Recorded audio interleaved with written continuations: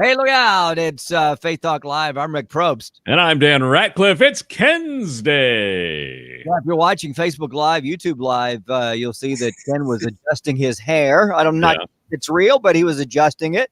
Which one? We know that Ken is an entertainer. He's inspiring. He's motivating.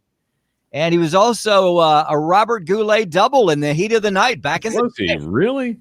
Wow. Well, you got that wrong. I was a Kevin Costner double, and I was in Heat of the Night with Robert Goulet. Robert Goulet's like an old Italian-looking dude, and he's really short, and he's got a great voice, though. He does have a great voice, doesn't he? He's actually really dead right now, but that's a whole nother. Probably his voice isn't as good as it used to be then. Some would say. Yeah. So would you think he sings bass now, is what you're saying? Bass.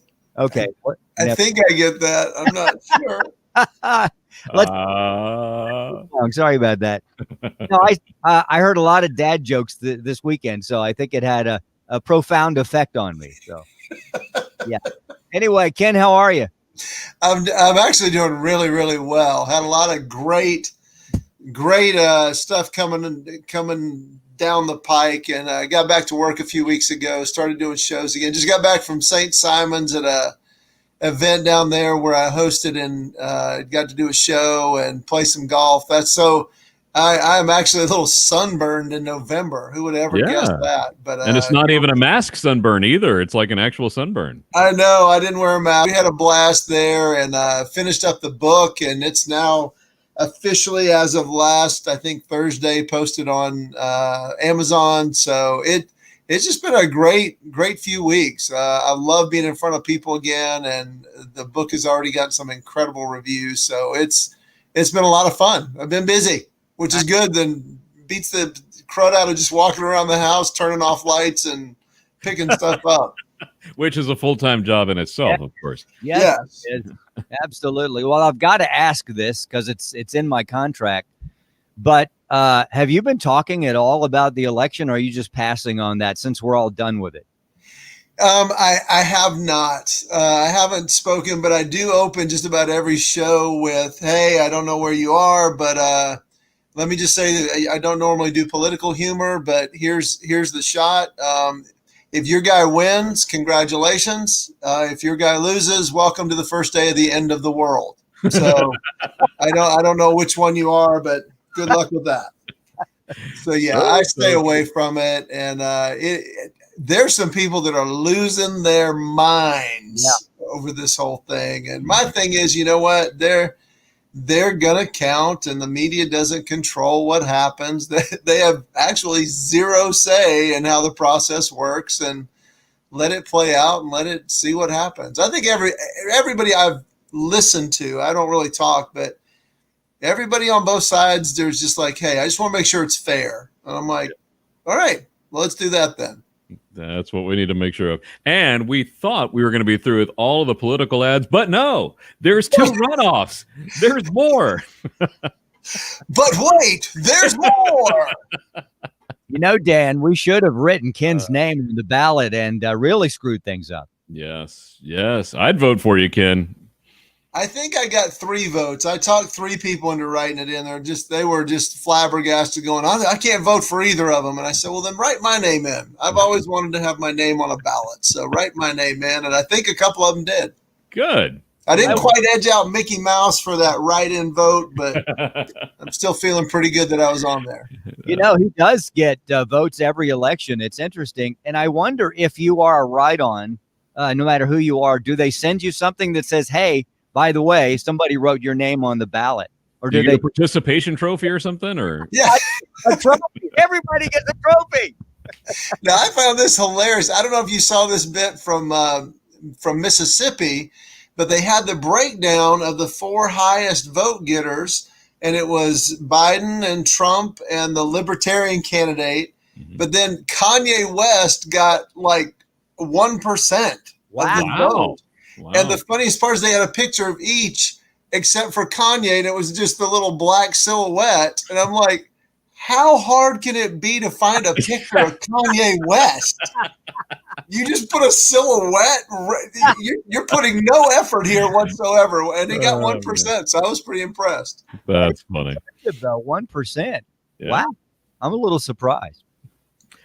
It would have been an interesting presidency with Kanye West. I mean, a little different. Yeah, and I don't know which Kardashian would be the first lady, but that would be historic. Yeah, I think it would be Kim. Isn't he married to Kim? I think it's Kim. Yeah, so that would have been interesting. Yeah. I'm out of that lexicon of popular culture. Wow, listen to you with the big words. Lexicon of popular culture.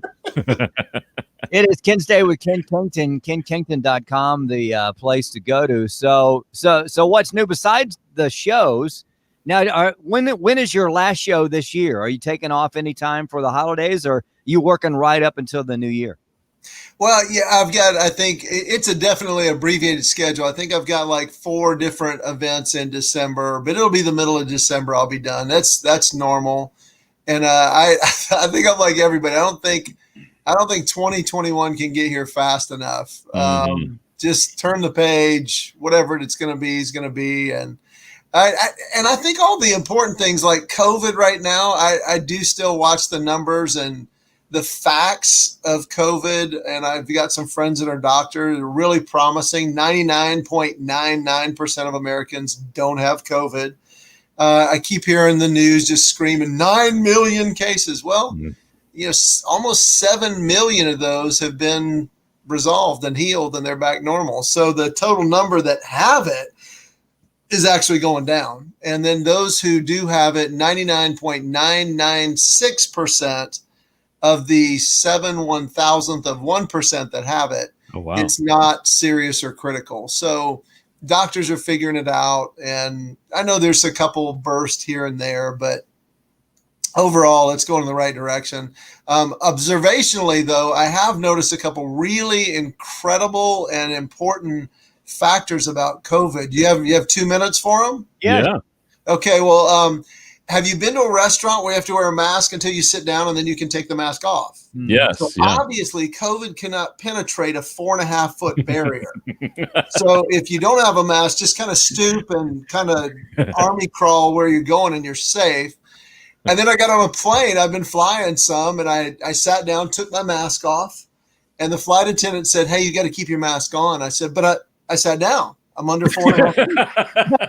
And she said, "Well, we're about to be above 30,000 feet, so you're going to have to put that back on." But then they immediately came on. They said, "Please keep your mask on unless you're eating or drinking." So apparently food and beverage repels COVID. And all I'm going to say is I can make one of those 100-calorie Cheez-It bags last about an hour and a half. Yes. Just, whoa, can't eat a whole one. Well, still working on this one. So, but the one that really got me is I know, Dan, you live in the same county I do. They're letting the kids go back to school. And experts had said, hey, it is more physically, emotionally, mentally, and relationally detrimental for them not to socialize. And they have the lowest of the lowest of the lowest. And so our county started letting the elementary school kids, they went back first, which makes sense. They're all under 4.5 feet. So they're safe. But my youngest son, Doc, he's supposed to start high school. And I felt for him. I'm like, dude, you need to go back. Because he was taking weight training on a laptop. And he has no weights. So he's literally in the living room bench pressing a broomstick. And I'm like, what are you doing? And he's like, well, the coach said work on our form. And I said, well, we're a goal setting family. So we're hoping by Christmas he can do like a rake or a shovel maybe. And he did. He was like, oh, Dad, he says, I'm really torn. I don't know if I want to stay and do it virtually or go back live. I really don't know which I want. And Heather and I just laughed. We're like, oh, buddy, that wasn't your choice. That's for our mental health and well-being. You're going back. So good luck with that. Wear your mask. Oh, and have you had any of the mask Nazis come up to you in public? No. Oh, yeah. I've had 2. This one woman said, hey, it was over my nose and mouth. She goes, pull it over your chin. It's got to be over your chin. Oh, gosh. I didn't even know you could breathe out of your chin. I've been 50 years. I didn't know you could breathe out of your chin. So I'm learning that. But this one lady, I was actually at a show and I'm walking to the stage and I had a mask on and she's like, your mask is on backwards. I didn't know there was a way, but the blue side apparently is supposed to be out. So the whole time I've been thinking I've been protecting myself from COVID, and I've actually been attracting COVID to me for the last 6 months. So I'm learning a lot. Wow. So this yeah, is a smart virus if they know the color blue versus the color white and how tall 4.5 feet is. I mean, it's a smart virus. It is. And you should be, I mean, you got that bright blue shirt on. You're probably repelling it just by wearing that shirt. I am. I don't even need a mask when I wear this. So, yeah.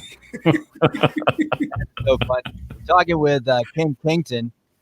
KennKington.com is a great place to go to. Hopefully, pretty soon you'll get to see him at a venue near you.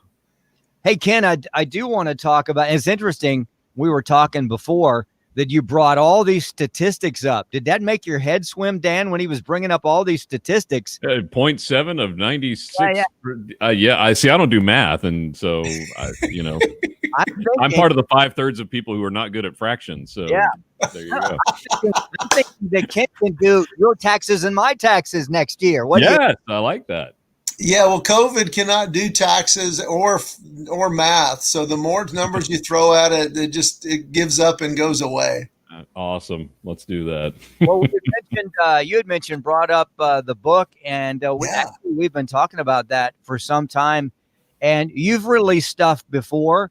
Is this something that I know you're excited about it. How excited are you about it? And what do you think the response is going to be for those folks that read it? Well, I have released a lot of things. I've released anger. I've released my hope of ever playing Major League Baseball or professional golf. I've released any hope of ever being attractive. I just go with what I got. So I have released a lot of things. You're right, Rick. I've released many things, but I got to say the immediate response, I think it came out officially on Amazon last week, and the immediate response blew me away. And I really was sitting there thinking, okay, so why is this?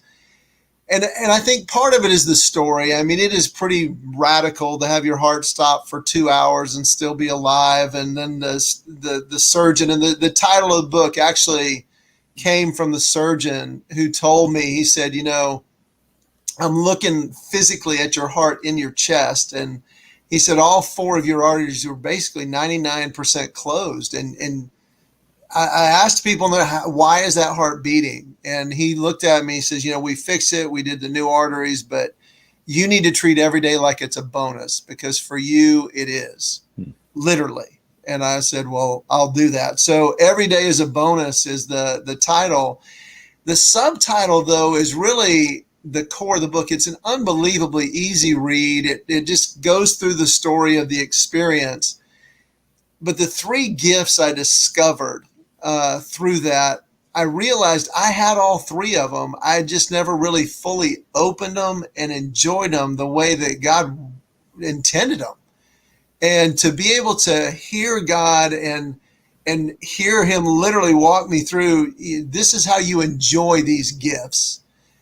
And have people say, oh my goodness, I've always wondered about that.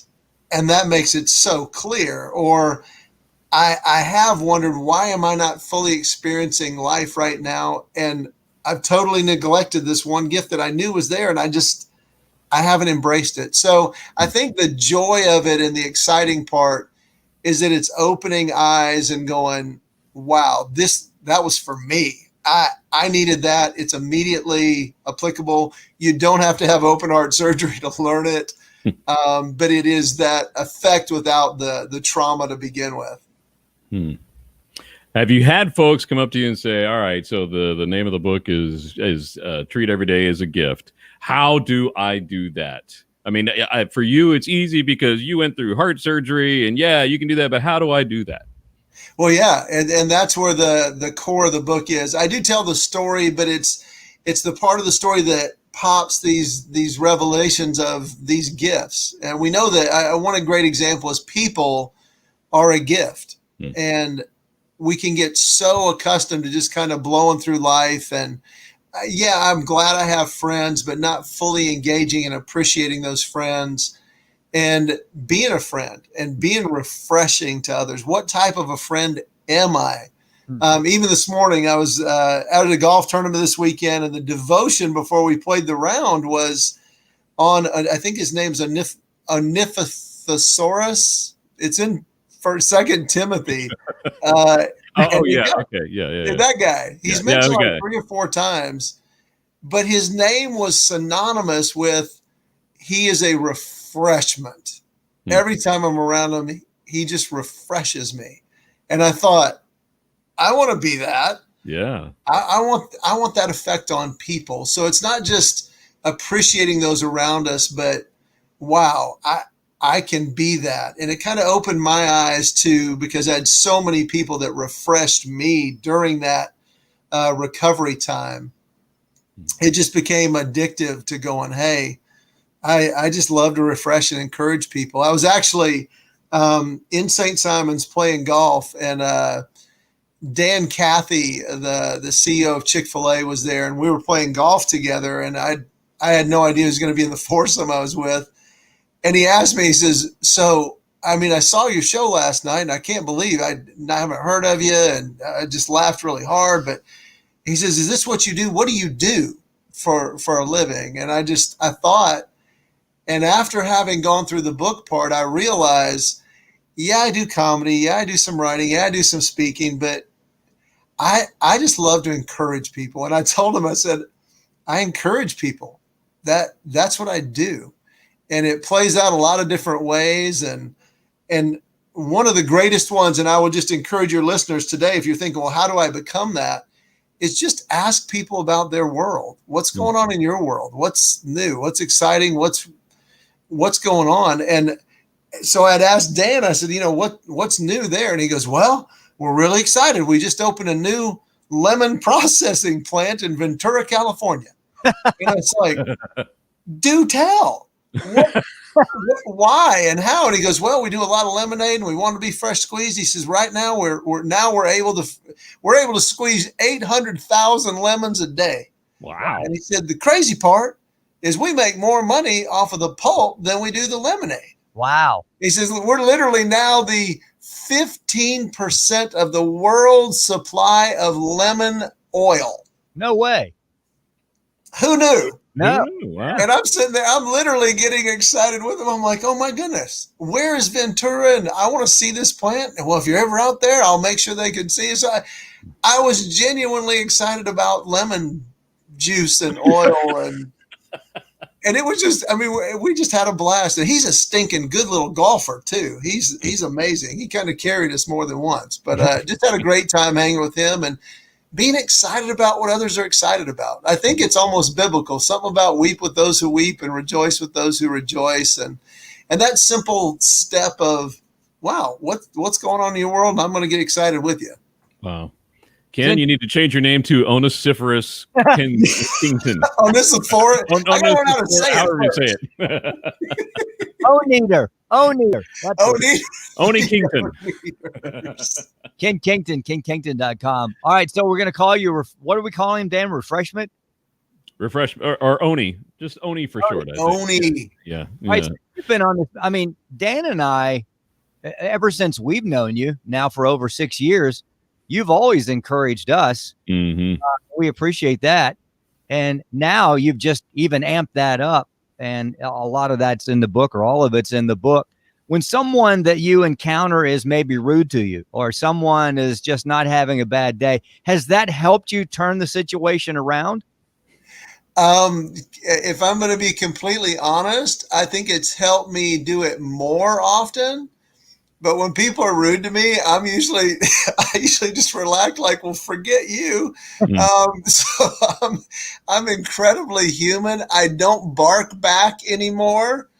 So I think my range of give it back to them has changed to where I'm just like, that's a them thing, not a me thing.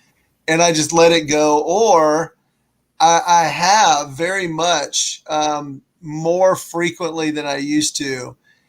I take a negative, I guess, confrontation or a negative attitude. And instead of thinking, what's their problem? I think, I wonder what's going on in their world. Mhm. And I try to gently walk in and go, hey, are you okay? And usually like, yeah, I'm fine. And I'm like, all right, well, if I'd love to help out if I can, and I've just found myself much more gentler and realizing they're not mad at me most of the time. And if they are, it's something else and getting below the surface. But I would say the biggest benefit I've noticed is driving. I don't get tweaked driving anymore. I mean, somebody will cut me off and I'll just go, they must not have seen me. Oh, well. I don't wave with one finger anymore. You're still number one, even though I'm not. One way, Jesus. Kenn Kington, KennKington.com. Every day's a bonus. That's the book. It's out. Check it out. You can go to KennKington.com. Hey, Ken, don't forget, cover the chin when you put that cover mask the chin on. with the mask. Cover Get that. the chin. And please. And Rick, they can go to Amazon and get the book, but they can also go to Amazon, and the comedy special Wow Moments is on Amazon Prime for free for those folks. So they need a good laugh. Go watch Wow Moments. It's free, and it's my favorite project I've ever done, and I'm just super excited Amazon's carrying it. Awesome. And please, somebody send Doc some weights, will you? We're tired of looking at that broomstick. Tell him I said make a personal record for a vacuum cleaner next time. That would be There you better go. than a broom. I mean, come on. Let's do this, Ken. Let's check in with you right before Christmas, sometime in December, and we'll end our year with a bang, having you on the show. Let's go ahead and take a break. We'll be right back. I'm Rick Probst, And I'm Dan Ratcliffe. This is Faith Talk Live.